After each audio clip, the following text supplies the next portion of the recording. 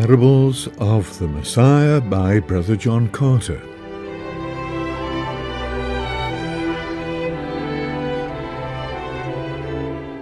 Parables of the Messiah, number 28, The Tares.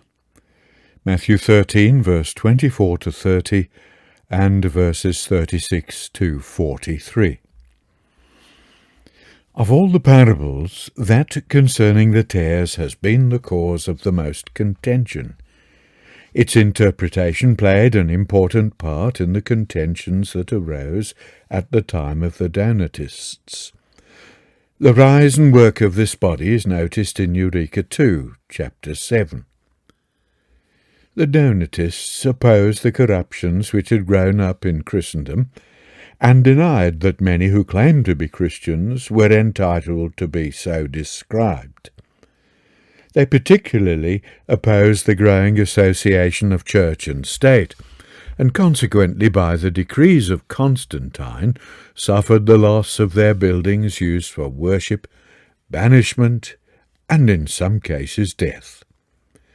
They were opposed by the leaders of the corrupt church, particularly by Augustine, who has the distinction, more than any other of the fathers, of establishing the doctrines of the immortality of the soul, and that the Church was the kingdom of God as accepted tenets of the Church. The Donatists were exclusive, and one of the arguments used against them was based upon the interpretation of the parable of the tares, that Jesus taught that wheat and tares had to grow together until the harvest, and that the discipline which the Donatists called for was not scriptural. The Donatists' reply was a denial of the application made by the Augustinians. The latter taught that the field was the church, where wheat and tares should remain together. The Donatists insisted that in the interpretation given by Jesus, the field was the world, and the lesson of the parable had nothing to do with the question whether spurious and heretical Christians should be excluded from the church. It is a safe rule in the interpretation of a parable that no meaning shall be attached to it that conflicts with the plain teaching of the Scripture. Judged by this, Augustine was as erroneous in his views on church discipline as on the nature of man. The teaching of Jesus lays down the method to be employed in reclaiming any in error. If recovery was not achieved, the offender had to be as a heathen man. Matthew 18, verse 17. Fuller instruction on this matter is naturally to be found in the epistles, and particularly those dealing with ecclesial organization. Paul's counsel concerning the rejection of a heretic after the second admonition, Titus 3 verse 10, appears to have the words of Jesus in mind. In other epistles he is quite explicit about the duty of ecclesias to avoid having no company with, put away, reject, those that were teachers of errors or who were persistently evil in their ways. The 2nd of Thessalonians 3 verse 6, 1 Corinthians 5 verse 11, 1 Timothy 6 verse 3 to 5, and the 2nd Epistle of John verses 8 to 10. It is quite clear from these commandments given by the apostles, who were authorized to teach by their Lord, that it would be a wrong interpretation of the parable to attempt to deduce from it rules of men's duty when there is laxity in a community of professing believers. It cannot mean that false teachers should be allowed to retain their place in ecclesial life. In later times the Catholics were at pains to reconcile their persecution of heretics with the instruction that wheat and tares must be allowed to grow together until the end of the age. Emphasis was laid on the warning that in gathering up tares the wheat also might be destroyed, and this was taken to mean that the prohibition did not apply where there was no doubt that a man was a heretic. Only when the heresy was not fully revealed must toleration be exercised. On this interpretation, the reason Jesus gave for not plucking up the tares is made into a conditional prohibition. Other views are connected with noted names in ecclesiastical history, as men have sought to explain this parable and fix their conduct in the light of it. But we need not follow these views further. Even if his hearers did not grasp his meaning as Jesus spoke, and even if his explanation was not fully understood at the time, yet there must have been some clear intention in the mind of Jesus. This we should seek. The story is not an improbable one. It is said that Roman law legislated for dealing with such an injurious act as a man oversowing with weeds some cultivated ground. Trench cites modern illustrations of such oversowing from India and Ireland. The kingdom of heaven, Jesus said, was like unto a man which sowed good seed. While he slept, his enemy sowed tares. His servants, discovering what had happened when growth began, asked if they should pluck up the tares. The master instructed them that both wheat and tares should remain till the harvest, when the reapers should gather up and burn the tares and garner the wheat. The tare is the darnel, about which many who have lived in Palestine have written. In The Land and the Book, Thomson says, "Let me call your attention to these tares which are growing among the barley. The grain is just in the proper stage of development to illustrate the parable. In those parts where the grain has headed out, they have done the same, and there a child cannot mistake them for wheat or barley. But where both are less developed, the closest scrutiny will often fail to detect them. I cannot do it at all with any confidence. Even the farmers who in this country generally weed their fields do not attempt to separate the one from the other. They would not only mistake good grain for them, but very commonly the roots of the two are so intertwined that it is impossible to separate them without plucking up both. Both, therefore, must be left to grow together until the time of harvest. This general rule to let both grow together is not contradicted by the other practice of pulling out an occasional stray stalk. Compare Stanley, Sinai and Palestine, page 426. This was possible and saved much trouble with the grain, whereas a complete oversowing of darnel would make it impossible to eradicate the weed without great damage to the good crop. The darnel, says one who is a native of Galilee, is a very troublesome weed which occurs in the wheat fields of Palestine. Women have to be hired to pick it out from the seed which is to be milled, and very careful farmers will even have it picked out from the wheat which is to be used for seed. As a rule, the separation of the darnel from the wheat is done after the threshing. By spreading the grain out on a large tray which is set before the women, they are able to pick out the darnel, which is a seed similar in shape and size to wheat, but slate grey in colour. Even a few grains left with the wheat will spoil all the harvest. The bitterness of the darnel would make all the bread unpleasant to eat, as well as making the eater ill.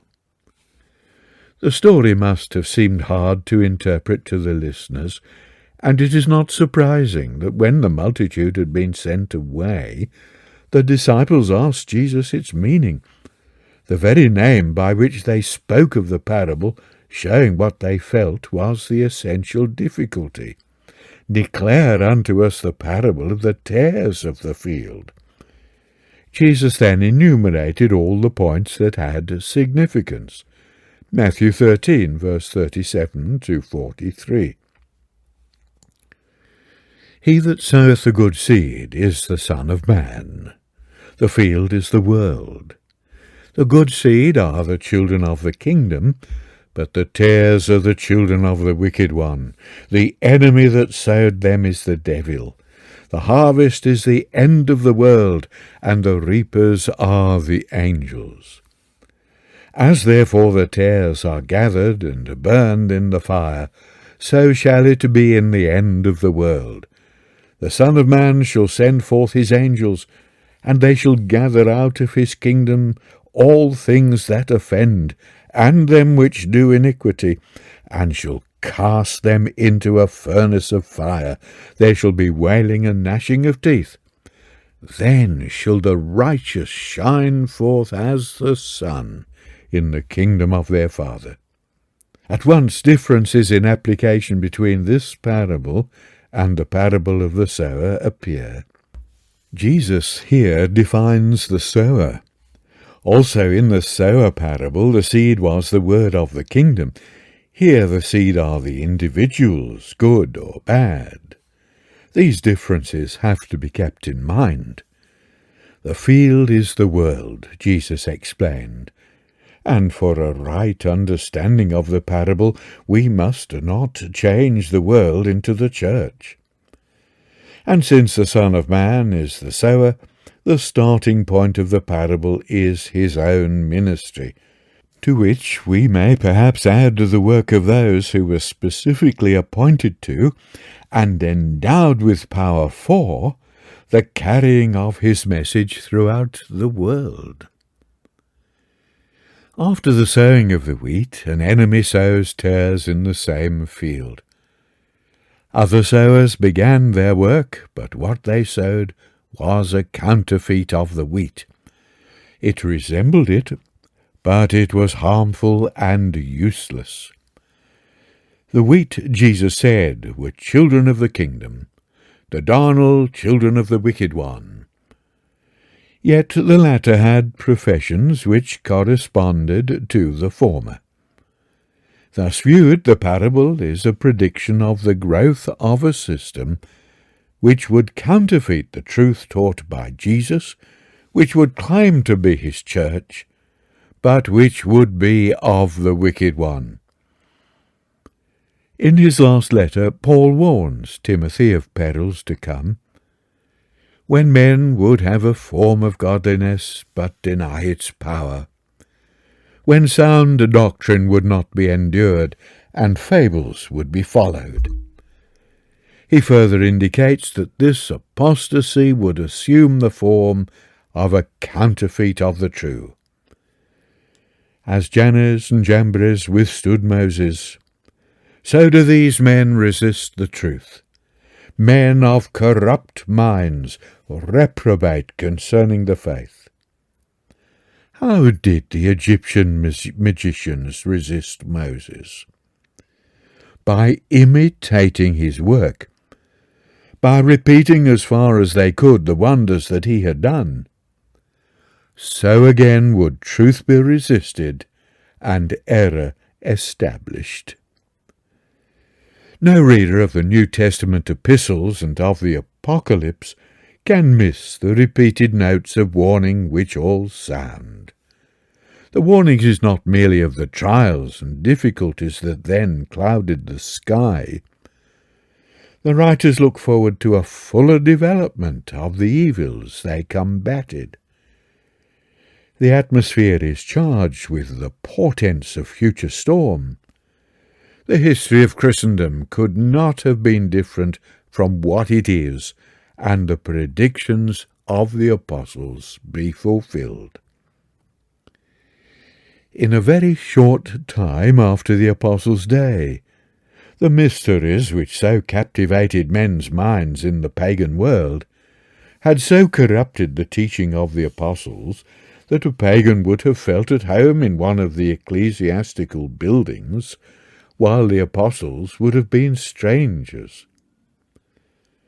The development of a priesthood, the changing of the significance of baptism, the adoption of the pagan Trinity, of the philosophic notion of the soul's immortality, the introduction of pagan rites such as burning of tapers and other practices unknown in apostolic churches, all marked the change from truth to error, from loyalty to Zion to subservience to Babylon, from whence all these errors had ultimately come.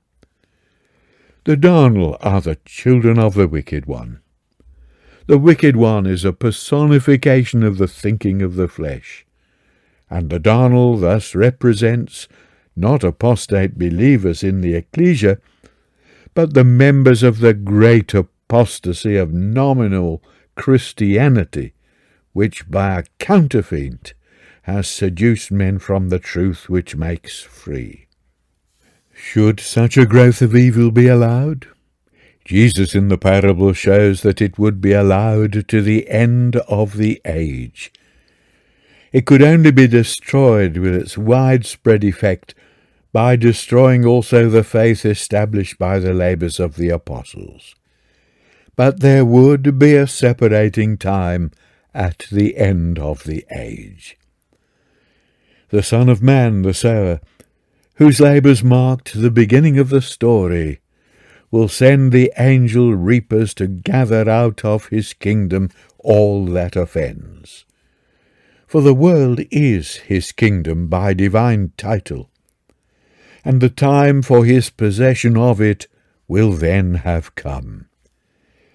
It will be a time of judgment for Christendom, when its true nature will be revealed.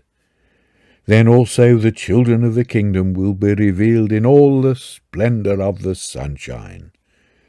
For these children of the kingdom are those of whom Daniel spoke, who turn many to righteousness. And this identification Jesus makes when he thus uses the words of the prophet to describe their reward. The parable has nothing to do with the rules of ecclesial life. It does not teach a compromise of truth with error. It does not authorize the papal church to destroy those regarded by her as heretics. It does indicate the action of the Son of Man in the beginning as the planter of truth. It shows that through the ages he has permitted the evil work of men who counterfeited while destroying his work, but that at last in a day of judgment he will eradicate from his kingdom the evil, God-dishonouring notions of men, and associated with his friends, he will then bring light and health to the world.